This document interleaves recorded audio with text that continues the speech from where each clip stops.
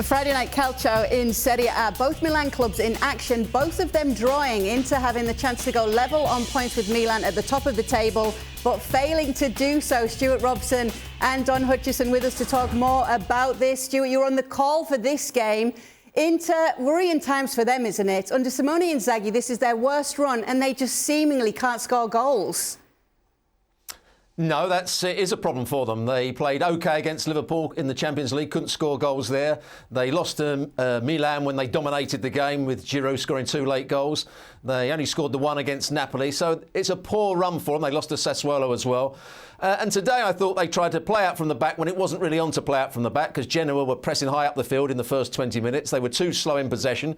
And when you've got Alexis Sanchez and Dzeko up front, at the moment, there's not a lot of pace to run in behind. Dzeko will obviously win balls in the air and he'll lead the line quite well and hold up the play.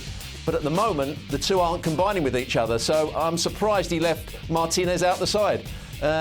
In the end, they played OK. They should have scored goals. They had a header that hit the crossbar, D'Ambrosio. But they didn't have enough guile in the top third of the field, and that was the problem for them. Don, this week Inzaghi revealed that the target for Inter this season is the top 4. Is he fair enough in thinking and saying that? No, I think that's a little bit of kidology. Surely, he wants to win the league. Their form is worrying, Kay, as you said. No wins in 4. And I watched the game tonight and Stuart called it absolutely spot on. And it was one of them where you're watching the game and the first 45 was a little bit slow, a little bit pedestrian. I'm thinking surely he's got to get Lautaro Martinez on. He'd done that around about the hour mark. He made a difference. They looked a little bit more lively. There was more urgency in them. And then the last 10 minutes, Inter sort of played a game where it was desperation football. And funny enough, they looked better for it. As Robbo said, they struck the crossbar. They had half chances. They had a penalty claim. It wasn't a penalty, but they had a claim. And they were putting pressure on Genoa. And it was almost like, where's that performance been for the first hour? They left it far too late.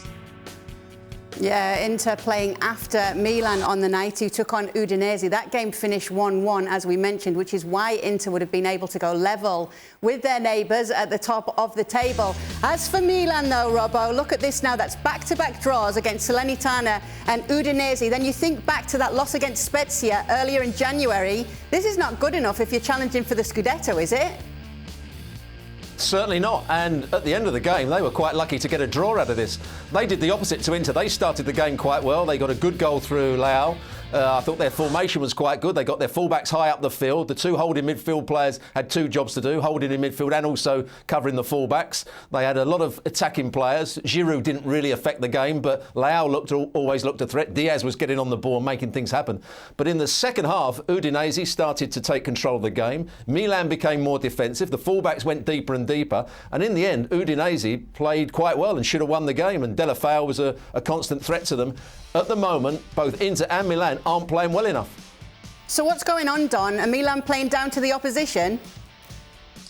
Udinese are in a false position. I commentated on them last week against Lazio and they played really well. They've got good players like Delafeu and like Pereira who can turn a game.